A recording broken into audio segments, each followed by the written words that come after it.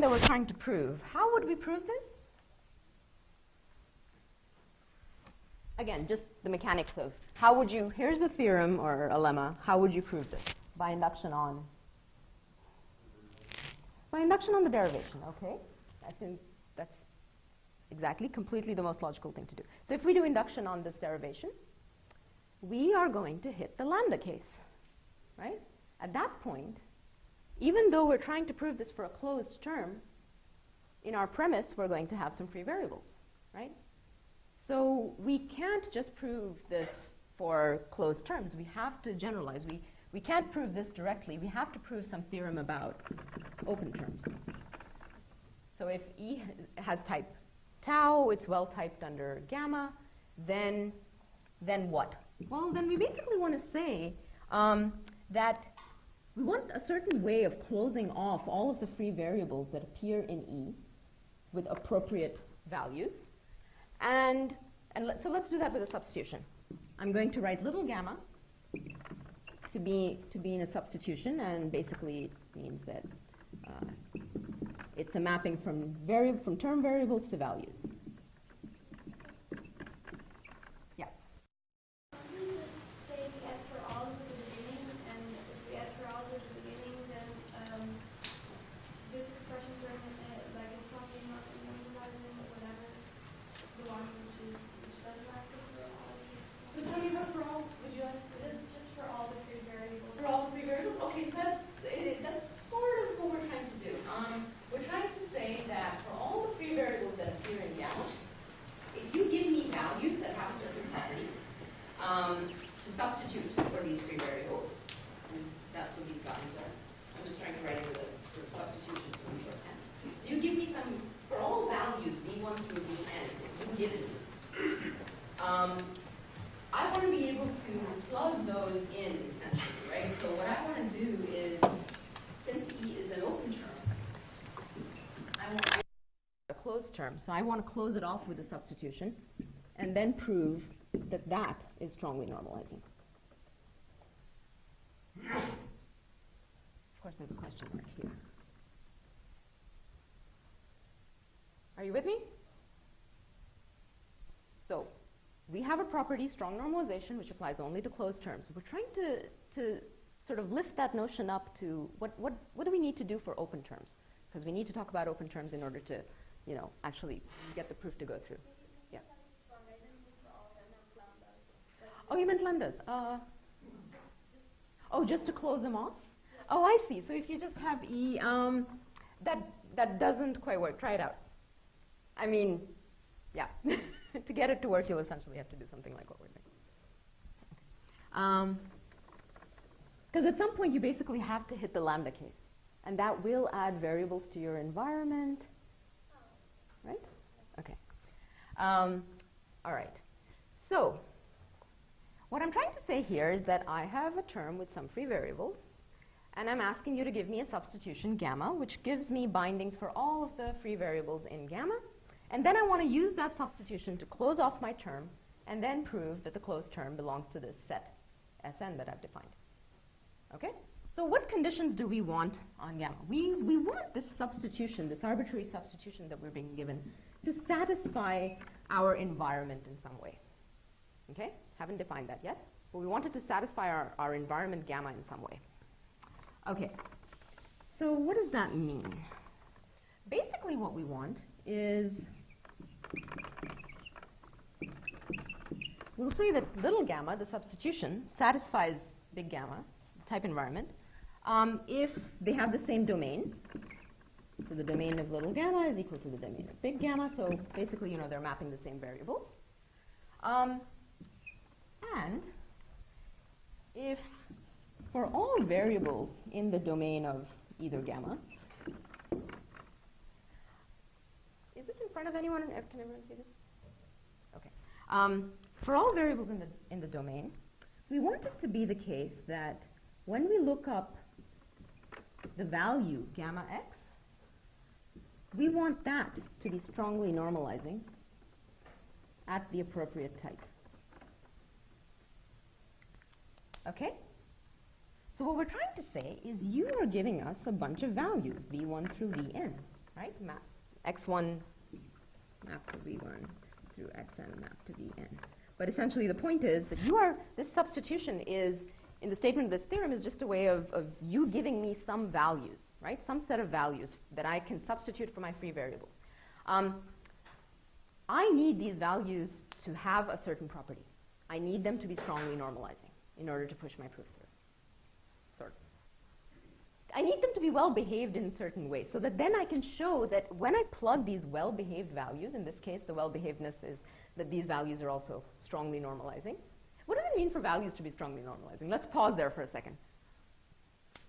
Why am I insisting on these values v1 through vn being strongly normalizing their values?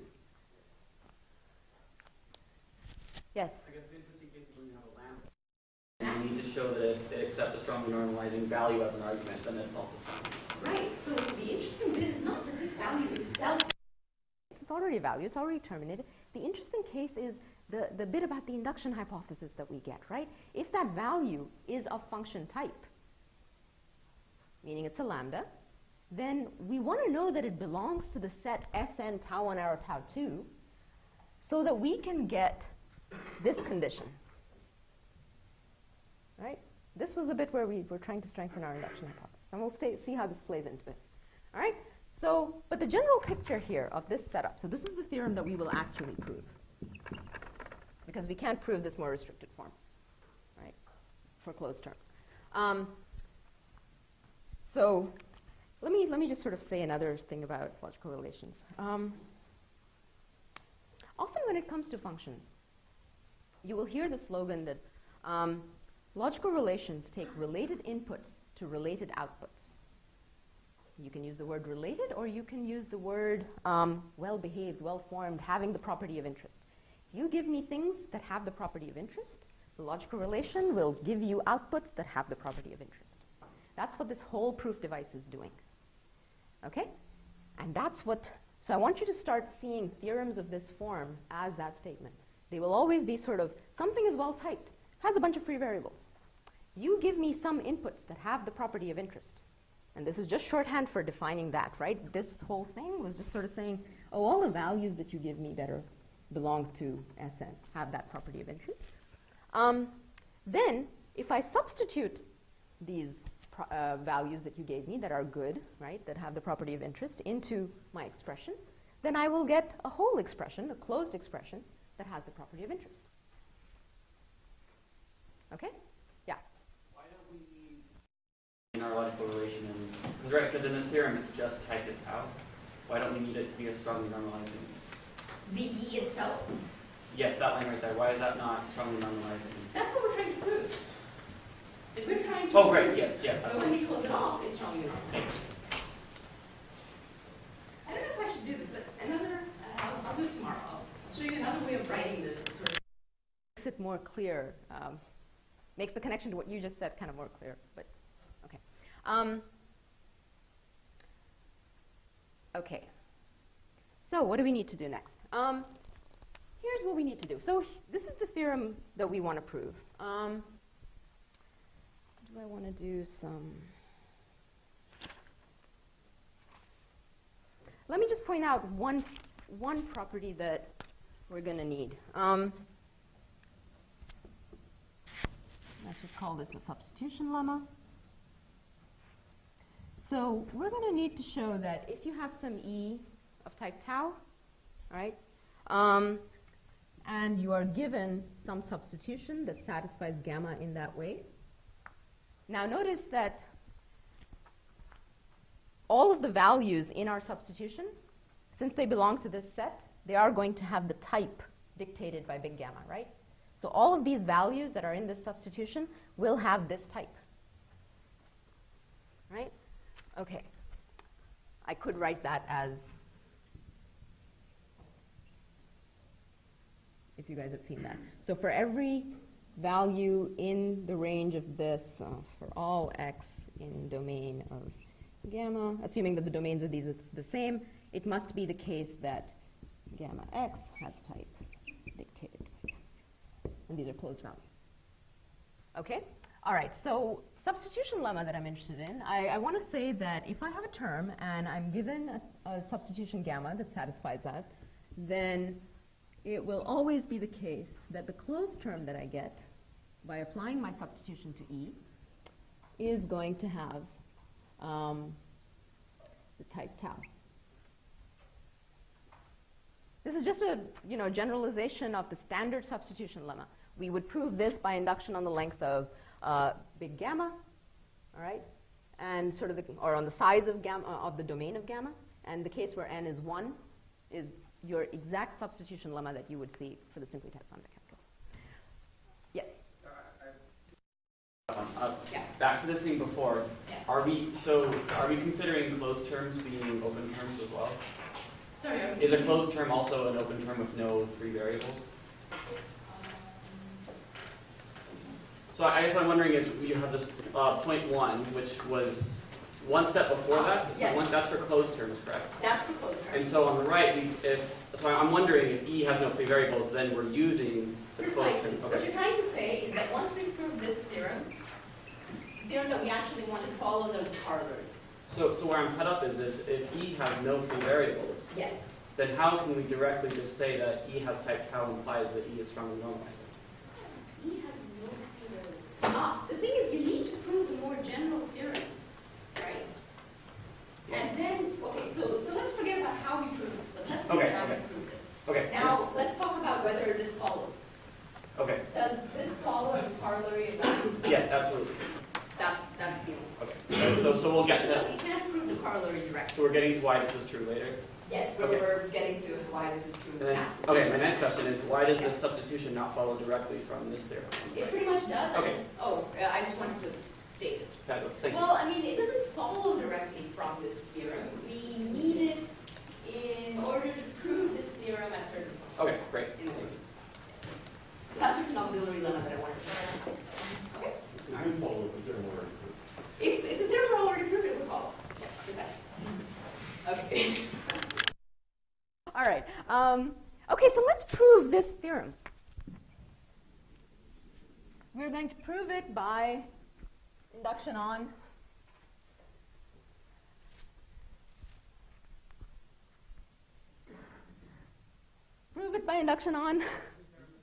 the derivation, exactly. So we're going to prove it by induction on this derivation. Let's do a really, really trivial baby case first. Let's do case where E is just true. Okay? All right, what do we have to show? Okay, we say, suppose that we're given an arbitrary, suppose we're given a gamma that satisfies big gamma in this way. We have to show that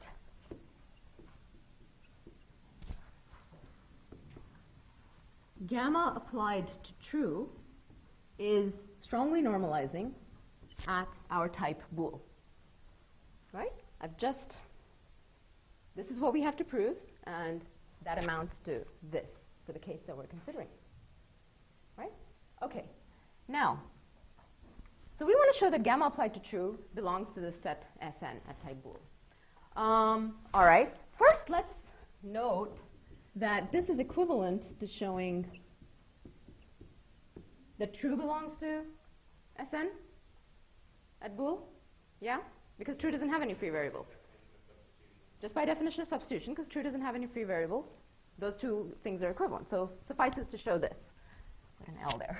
Okay. So now we just want to show that true belongs to this set. Let's go and read our definition and see what we need to do to prove that. We need to show that true has type bool, that it's a closed expression of type bool. Good. We're done. We need to show that true terminates. It's already a value, so we're done. Right? Okay, good. So true is really easy. All right. Now let's do something more interesting. Well, let's do the variable case as well. So the case where x has some type tau. Okay. What do we need to do here? Well, again, suppose that we are given a substitution gamma that satisfies our big gamma. We have to show that when we apply the substitution to our expression, which is x, that is strongly normalizing at this type tau, where, this tau is gamma x, right? That's what you can read off here. Okay. So let's try and show that. So this is an arbitrary tau, right? But we know that our substitution gamma satisfies big gamma. So let's go look at the definition of that. So what can we infer from this fact right here, right? That the substitution satisfies big gamma. Well, we know that the domains of the two gammas are the same. So that means that we already know that x is in the domain of big gamma. So that way we know that x is in the domain of little gamma. And we know that gamma x is some value, right, because it's a substitution. And we know that for all x, that value satisfies the property that we want. So this follows immediately, right? I could just write this as, this is what we need to show. We already have it built in by definition. This is immediate. Everyone with me? Yeah? Okay, good. All right. Now, how much time do I have? I have till noon, right? Okay, yes. Okay, so now let's do the application case. It turns out that even the application case is now going to be easy. Things are going to be flipped around a little bit. Before, when we were naively trying to do the proof, the application case is where we got stuck. And the lambda case was just fine. Now it's going to be the reverse. And there's a reason for that. Well, we'll get to it in a second. All right, so let's look at the application case.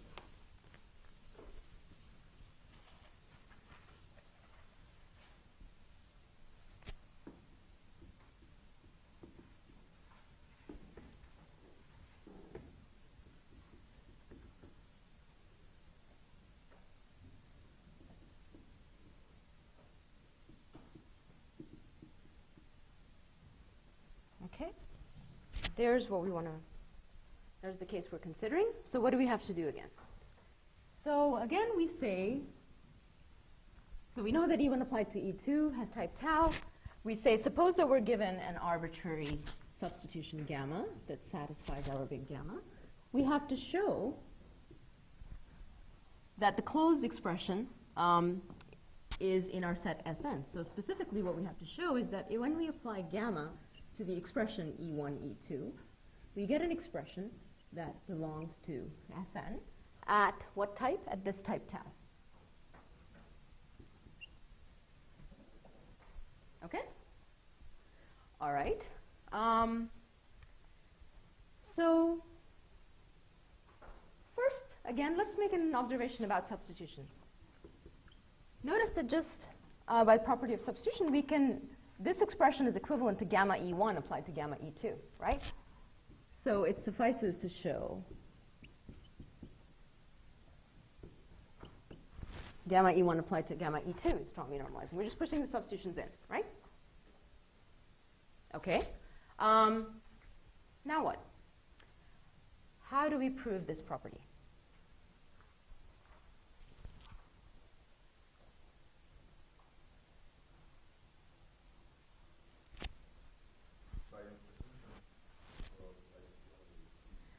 By assumption. Okay, so first what you're saying is, let's appeal to the induction hypothesis, right? So we need to appeal to the induction hypothesis. By that, we will know, we know that E1 has type tau 2 arrow tau, right? Okay, so what is the induction hypothesis going to tell us? It's going to tell us that, basically this property holds. By the induction hypothesis, if we can supply a gamma that satisfies this big gamma, right, and we have one here, right, then we can conclude that gamma applied to E1 is belongs to the set Sn at the type tau 2 arrow tau. Right? We can infer that just using our induction hypothesis. Okay. Then we can do that one more time, right? Okay, so by IH again, we have that gamma applied to E2 belongs to the set Sn at the type tau 2. Okay. Now, this is the thing that we still want to show.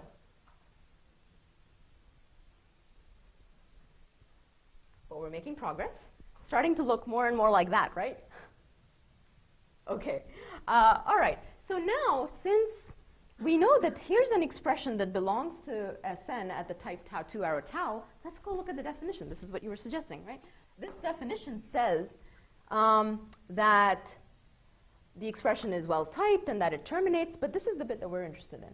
It says that given an arbitrary E1 of the argument type, right, an arbitrary E1 that belongs to Sn tau 1, this property must hold. So we have this expression that we can use as the argument, right? And it belongs to Sn at the argument type tau 2. Therefore, just by unrolling the definition over here, we get that at the result type, which in this case is tau, our gamma E1 applied to this expression gamma E2 must belong to Sn at the type tau. So we got it simply from the definition. Right? Okay, so what did we do? We went and strengthened our induction hypothesis. And we built the case that we were having trouble with, we sort of built a condition about ill-informed into the definition of this relation, which gave us a stronger induction hypothesis that just allowed us to push the application case through really, really simply. All right? But there are always two sides to the coin, all right? Application became really easy because we strengthened our induction hypothesis. Now, the lambda case is going to become harder because we're going to have to prove an extra property about functions. You know, functions can't belong to the set Sn tau 1 or tau 2 simply if they're well typed and if they terminate, which they easily do. But we also have to show that any function that belongs to this has this property that if you give it, if you apply it to an expression that is strongly normalizing, then the application is strongly normalizing. Okay, so let's do that next. Can I erase this? Or should I move? All right.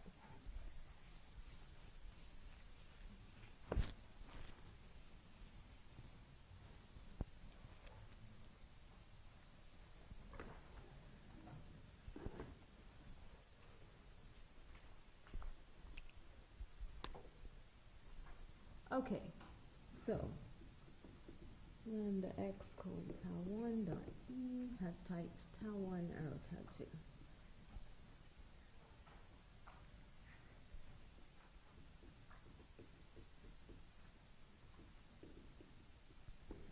So that's the case we want to show next. All right.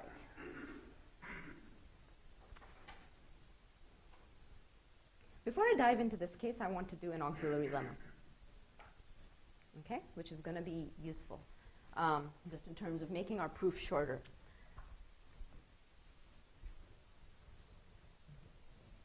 So you will often use something of this flavor in your proofs whenever you use logical relations. So here's what it is.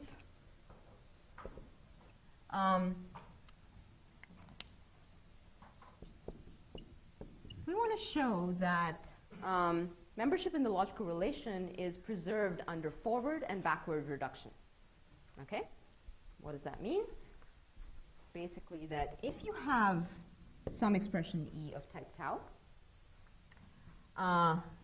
and E takes a step to E prime, a single reduction step to E prime, then we want to show that the following two things are true. A, that if, hold on, I want to do this in a certain order. What did I do here? Okay, yeah.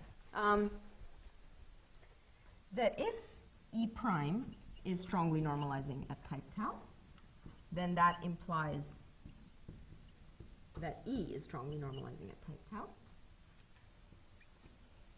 So in other words, you could think of this as membership in the logical relation is preserved under backward reduction. And then we want the forward reduction case. So if E belongs to Sn tau, then E prime does. Okay? So, any guesses as to how we would prove this? We'd prove it by induction on, what would we prove it by induction on?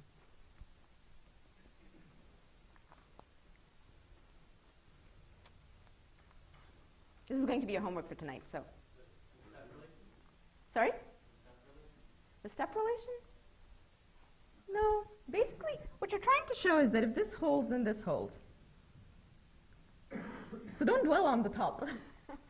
This is the important bit here. Type, exactly. So this is going to be a proof by induction on the structure of the type tau.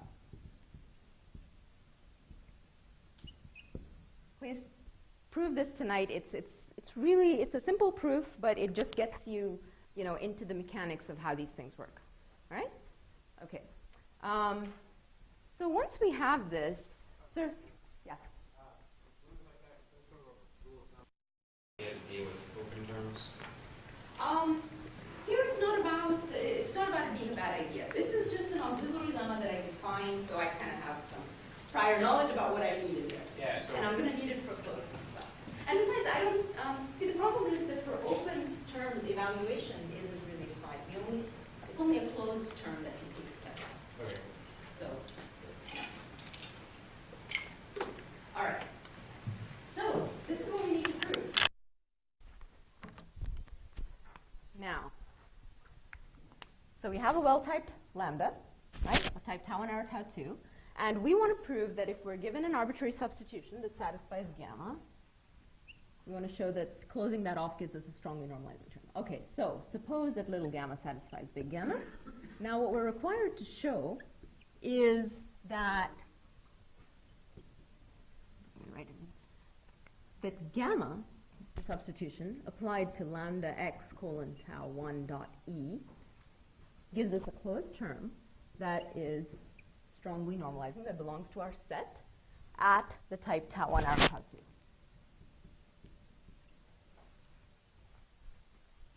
Okay. Now, what do you think the first step is, just based on if you were paying attention on what I did in the last two cases?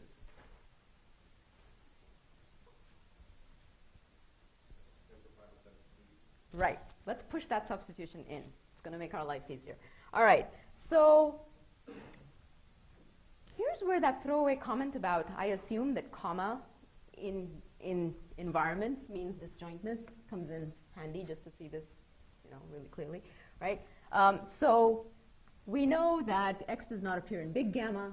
We know that the domains of these two gammas are the same, so we know that x does not appear in little gamma. So we sort of trivially, very easily know that we can push this substitution in. So because gamma is not going to map x. So we get this. That's what we need to show now. All right? Okay. So any guesses? What do we do now? Well, this is what we need to show, right? We need to show that a lambda term belongs to the set, our strongly normalizing set at the type tau 1 or tau 2. So if that's what we need to show, let's go look up what we need to show. All right? Let's look at the definition. So in order to show that that term belongs to this set, what do we need to do? We need to show that the term we have has the type tau 1 or tau 2. So does this term have type tau 1 arrow tau 2 under an empty environment? Yeah? And that's why I defined the substitution lemma. That's what we need, right? Because we have a gamma, we have a lambda that type checks under this big gamma. We are given a substitution. We've applied the substitution to it, and now we know that the closed term has that type as well. So it's just a simple application of the substitution lemma that I put up there. This is where we use it. Okay? All right. So that's condition one. We needed to show that this term has the right type. So we're done with the first condition. Okay? What's the second condition we have to show? We have to show that the term that we have in our hand, which is that lambda term, terminates. It's a lambda term. It's already a value. So clearly it terminates.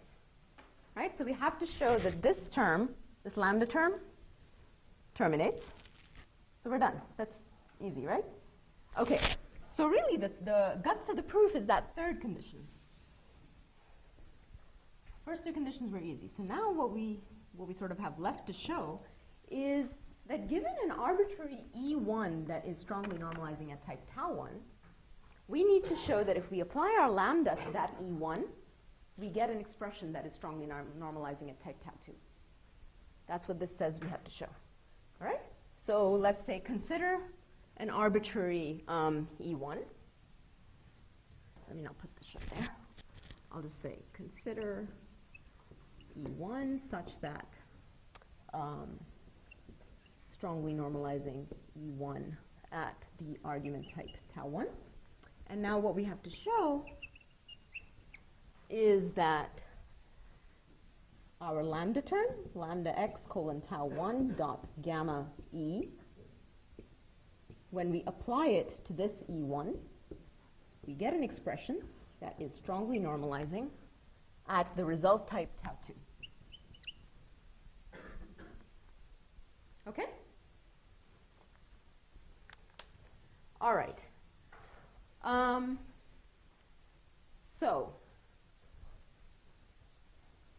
now thoughts on how to proceed.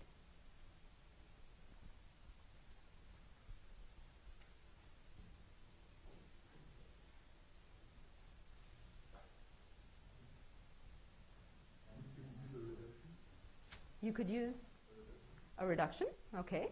And what would you like to do? Or what do you?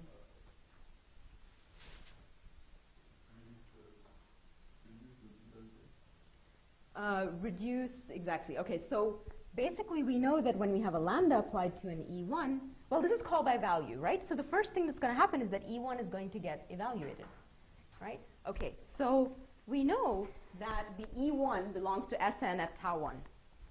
So let's use this. E1 belongs to Sn at tau 1. E1 evaluates in some number of steps to, I'll do that on the side here. So E1 is going to take a bunch of steps and eventually evaluate to some value V1. All right? With every single step, because we have this lemma about strong membership in this set being preserved by forward reduction, we can show that the V1 that we eventually get also belongs to this set. Right? So here we have E1, we run it, we evaluate it, we get a V1, and then we know that V1 is also strongly normalizing and that it belongs to the set Sn at tau 1. Okay, so now that means that we have taken this expression, we've evaluated this to a V1. All right? So that means that this expression has taken a bunch of steps, and now we have lambda x colon tau 1 gamma E applied to V1. Right? After a bunch of steps. Okay. So if we originally wanted to show that, the original expression belongs to the set Sn, now that the expression has taken a bunch of steps, if we could show that the expression that we have now belongs to that set, then we know that the original one would, right? Sorry, that was rather long-winded. We can use that lemma that we've defined about forward reduction in order to show this. Okay, so basically it now suffices to show that this expression is strongly normalizing. Fair enough? Okay, so now we're going to show this. Okay, and we can do the same thing again, do a beta reduction, and now we end up with, I'm just going to massage this expression right here, we end up with gamma E with V1 for x. So just show that gamma E with V1 for x is strongly normalizing at type tau 2. If we could show this, then we would again be done using our forward-backward reduction lemma. Okay, so this is what we need to show. All right, now what can we do? What have we still not done? Still haven't used our induction hypothesis, right? So let's do that next. We know that the body of the lambda E has type tau 2 under gamma extended with x. So in order to use our induction hypothesis, what do we need to do? We need to supply some sort of substitution that satisfies this extended environment. So we need some sort of gamma prime that satisfies the extended environment, gamma x colon tau 1. If we could come up with such a gamma prime, then by the induction hypothesis, we would be able to conclude that gamma prime applied to E is strongly normalizing at the type tau 2. Okay? Help me come up with my gamma prime then. What gamma prime do we want to use here that satisfies this extended environment?